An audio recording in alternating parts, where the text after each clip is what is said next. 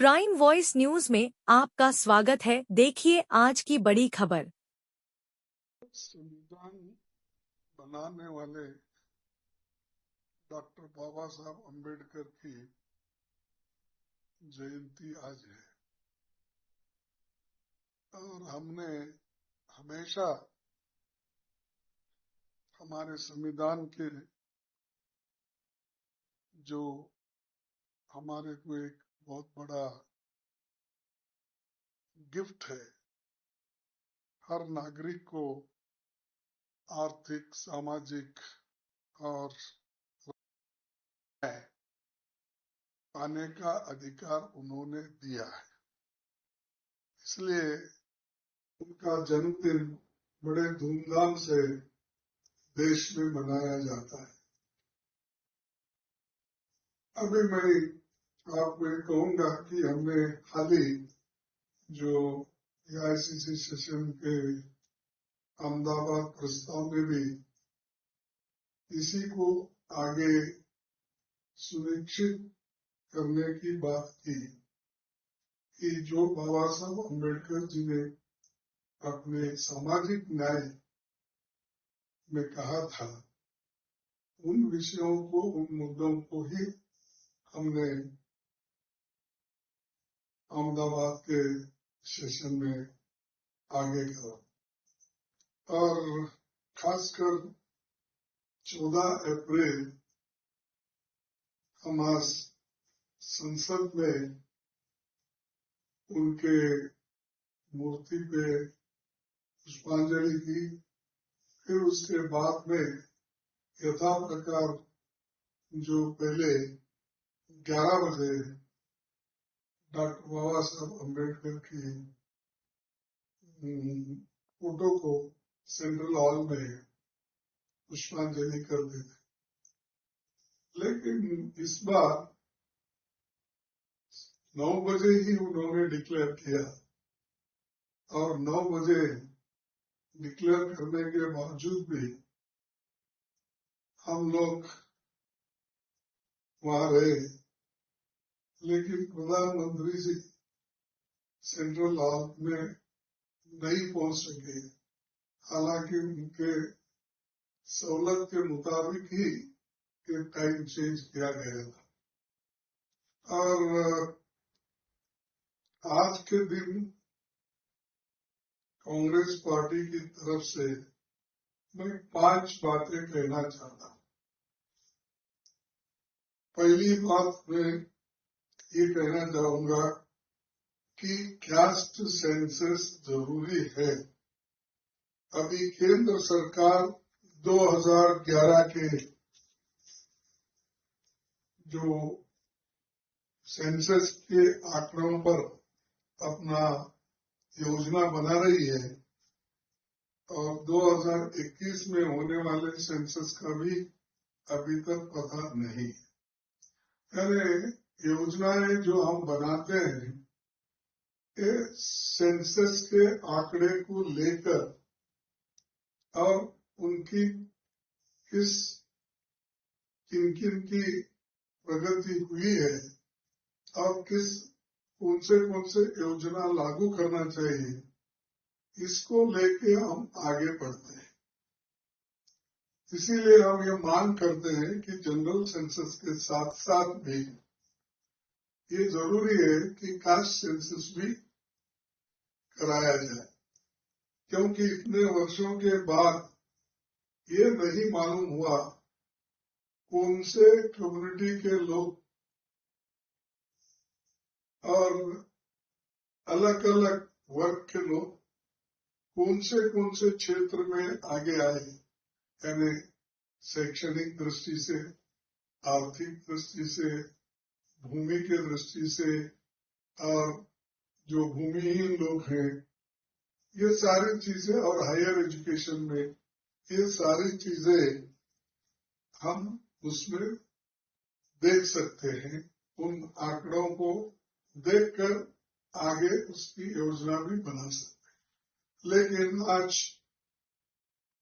ये सेंसस का भी गायब है और दूसरा कास्ट सेंसस बनाने को भी सरकार अभी तैयार नहीं है। और किसकी तरक्की कितनी हुई ये अभी भी हमको मालूम नहीं हो रहा, सभी लोग अंदाजे पे कहते हैं। और राज्य सरकार में सब प्लान लागू करने का कानून हमने बनाया था, लेकिन मोदी सरकार ने उसको 2015 या बिगिनिंग से ही उसको उन्होंने नहीं अपनाया।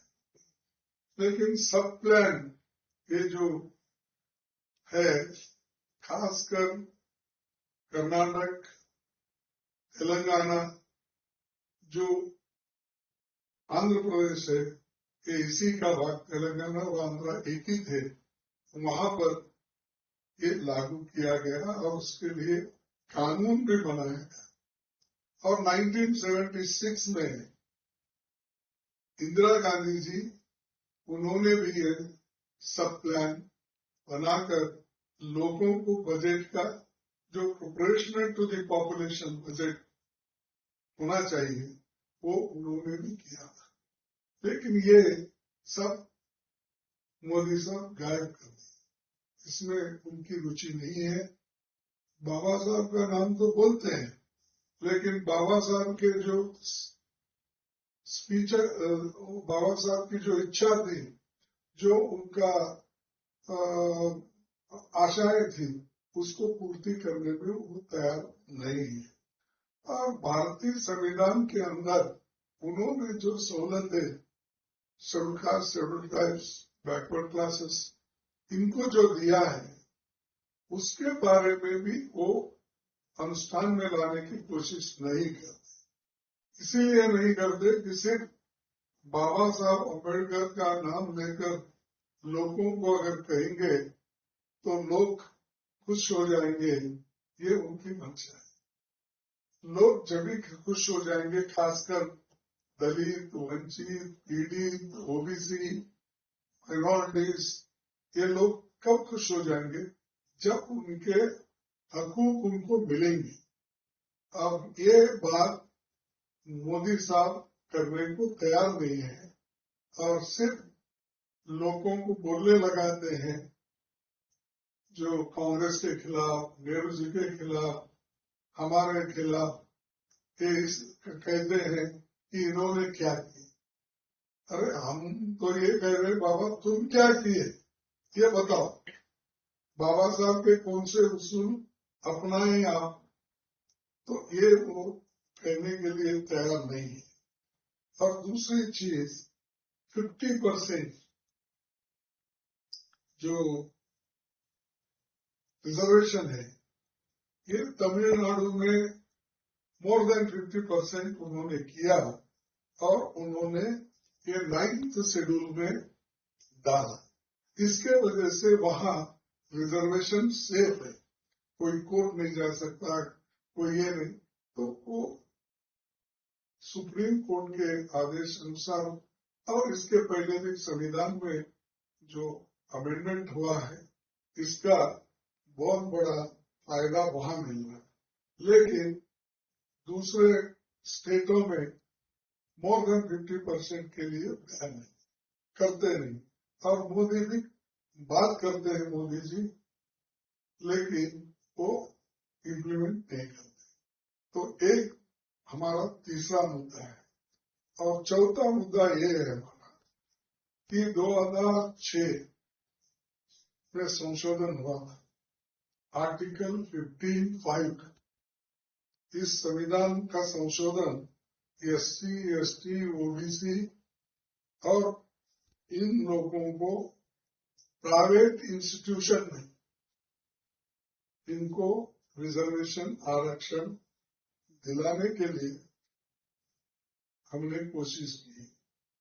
लेकिन और सुप्रीम कोर्ट ने भी ये कहा कि 2014 में एक कानून उन्होंने अपहेल्ड किया।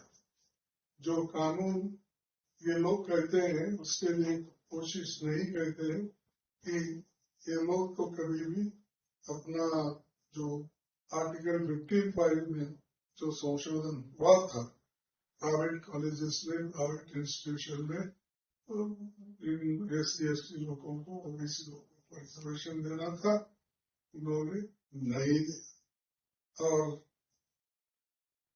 खासकर 55% हायर एजुकेशन इंस्टीट्यूशन जो प्राइवेट के लोगों के हाथों में है, उसका लाभ हमको मिल रहा नहीं। हमारे बच्चे कहाँ पढ़ेंगे, कैसा हायर एजुकेशन में वो आगे आएंगे, ये बहुत बड़ा प्रश्न हमारे सामने है।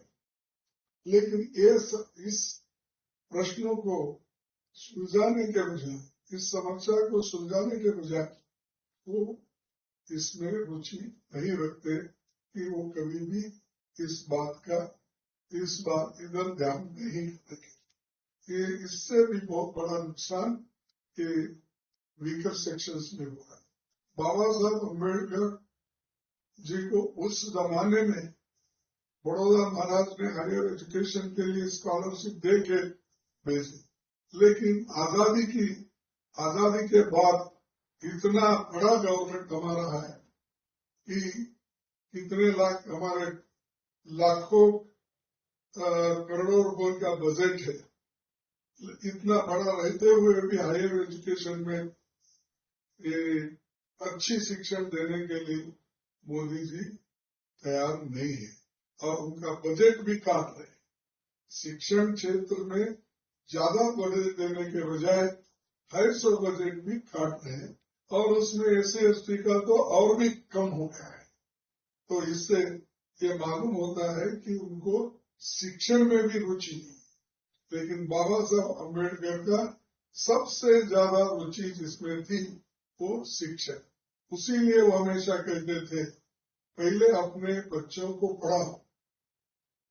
आप, उनका कहना है कि कोई गरीब भी आदमी जाता है तो उनको ये कहते थे, अपने बच्चों को इतना पढ़ाओ, इतना पढ़ाओ, इतना पढ़ाओ, दुनिया तुमसे डरी। यानी आपके विद्वत्ता को देखकर दुनिया तुमसे डरी, इतना पढ़ाओ, ये उनका कहना था। लेकिन यहाँ जो उनकी इच्छा थी वो पूर्ति नहीं करते, लेकिन बातें बहुत करते हैं। इसके बाद पांचवा जो हमारा मुद्दा है, ये सब 5 मुद्दे हमने अहमदाबाद सेशन में रखा था। इसके लिए हम कोशिश करने का वहां पर शपथ भी लिया और ये सारी चीजें हम आगे लागू करने के लिए लड़ते रहे। 2 साल पहले जब महिला आरक्षण बिल पारित हुआ, तब कांग्रेस पार्टी की मांग थी कि अधिनियम फौरन लागू होना चाहिए। लेकिन इसके साथ साथ हम ये चाहते थे कि जब महिला आरक्षण लागू होगा उसमें SC/ST OBC के महिलाओं को भी उस रिजर्वेशन के तहत जगह मिलनी चाहिए। नहीं तो वो क्या हो जाएंगे, सिर्फ अगर आप महिला बोलेंगे तो कोई भी महिला किसी भी कम्युनिटी में पढ़े लिखे लोग ही आ जाएंगे, लेकिन इसमें जो कमजोर लोगों का, कमजोर तबका है वो छूट जाएगा। इसीलिए हम ये चाहते थे, हमारा कहना ये है कि ये जो महिलाओं को अधिकार देते वक्त और ये जो आरक्षण बिल है, इसमें इन सब महिलाओं को, इन सब कैटेगरी के महिलाओं को शामिल करना चाहिए। यही हमारा उद्देश्य है और इसके लिए हम पहले से लड़ रहे हैं। लेकिन अहमदाबाद में कांग्रेस पार्टी ने इसको और मजबूती दी और सब लोग एक होकर इन 5 चीजों को आगे बढ़ाने का काम तय किया है और हर स्टेट में इसके लिए हमारे लोग लड़ते रहे। हमारा चैनल सब्सक्राइब करें और वीडियो लाइक करें, शेयर करें।